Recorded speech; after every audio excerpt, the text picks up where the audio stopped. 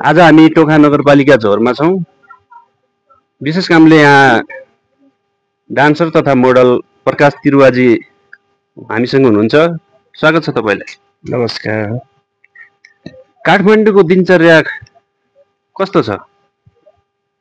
काठमाडौँको दिनचर्याहरू ठिकै बितिराखेको छ। अब कामको विषयमा भन्दाखेरि अब गीत सङ्गीतमै छु म अहिले।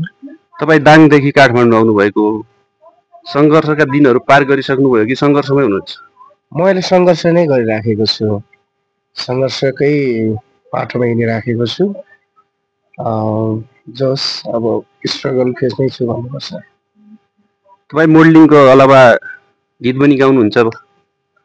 हजुर, म मोडलिङ पनि गर्छु अनि म गीतहरू पनि गाउने गर्छु।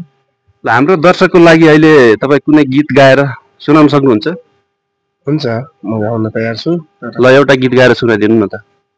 बगैँचामा नजाऊ तिमी, भमराले चुमिदेला, फुल सोचेर तिमीलाई, फुल सोचेर मनको चाह नलुकाऊ तिमी,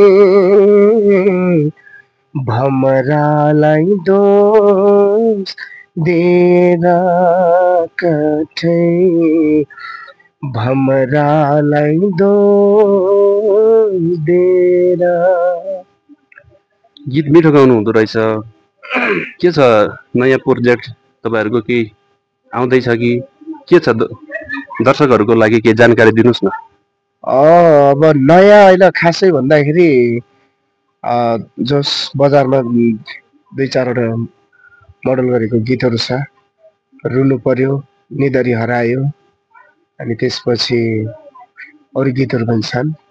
र अहिले हालै चाहिँ मैले अब यो षड्यन्त्र सिरियलमा पनि गरिराखेको छु। षड्यन्त्र सिरियलको अब तपाईँको भनौँ न षड्यन्त्रकारीमै म परेको छु। मेरो रोल चाहिँ त्यो परेको छ। गर्दैछु। अब अहिले 10 भागसम्म गएको छ। अब दर्शकहरूले पनि हेर्नुभयो होला। अहिले त्यसैमा छु म। ए, गीत सङ्गीतका अलावा तपाईँले सिरियल पनि गरिरहनु भएको छ? हजुर, सिरियल पनि गरिराखेको छु। र आज म यो सिरियलकै सुटिङको लागि यस ठाउँमा आएको छु, झोरमा। के लाग्छ तपाईँलाई यो गीत सङ्गीतमा लागेर सिरियल गरेर नाचेर नेपालमा खान बस्न परिवार पाल्न सकिन्छ? नै, गाह्रो त एकदमै गाह्रो छ। जतिको देख्दाखेरि यो सजिलो भए तापनि तर एकदमै सङ्घर्षको बाटो हो यो। मान्छेलाई होइन, कतिपयहरूलाई हेर्दाखेरि ओहो गीत सङ्गीतमा छ, नाचेको छ, गाएको छ, राम्रो तरिकाले हिँडेको छ, ओहो म पनि त्यो खाले बन्न पाए हुन्थ्यो भन्ने चाहिँ धेरैको जिज्ञासाहरू छ होला। तर एकदमै सङ्घर्ष छ, सजिलो छैन। गीत सङ्गीतहरू छाडा भए हेर्नै नमिल्ने खालको नृत्यहरू अहिले ट्रेनमा चलिरहेको छ। के भन्नुहुन्छ यसबारे? अब खास अब हुन त अब आफ्नो स्वभाव र आफ्नो विचार अनुसार हो। गीत सङ्गीतमा अब कतिलाई त्यस्तै मनपर्छ, अब मलाई खासै त्यसो मन पर्दैन। भनेपछि तपाईँको गीत सङ्गीतहरू अभिनय कलाहरू जे गर्नुभएको छ सबै परिवारसँग बसेर हेर्न मिल्ने खालको छ? हजुर, परिवारहरूसँग बसेर हेर्न मिल्ने, ताकि पछिको पुस्ताहरूले पनि हामीहरूलाई हेऱ्यो भने ल राम्रो गर्नुभएको रहेछ, हामीले पनि सिक्नुपर्छ भन्ने त्यो एउटा छाप बनोस् भन्न चाहन्छु। कुनै पनि गीत सङ्गीतहरू बजारमा आउँछ भने त्यसले चाहिँ भनौँ न शिक्षा समाजमा, गाउँ प्रदेशमा होइन, देश विदेशमा रहेका व्यक्तिहरूलाई पनि छोस् भन्न चाहन्छु। गीत सङ्गीतले त्यस्तो छाप ल्याओस् भन्न चाहन्छु। ल, अब हामी अन्तिमतिर छौँ। जाँदा जाँदै हाम्रो दर्शकहरूको लागि कुनै गीत गाएर सुनाउन चाहनुहुन्छ कि के भन्न चाहनुहुन्छ? हुन्छ, ठिक छ। ल, एउटा गीत गाएर सुनाइदिनुहोस् न।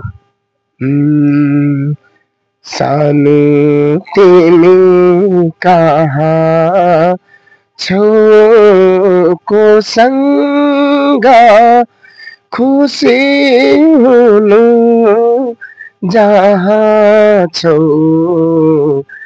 जोसँग हितको पराई नि मेरो हितको परानी अब कहिले होला खै तिम्रो काग मेरो सिरानी। ल धन्यवाद, मिठो गाउनुभयो। तपाईँको बाँकी यात्रा सफल रहोस्, भविष्य उज्जवल होस्, यही शुभकामना दिन चाहन्छु। हस्, धन्यवाद।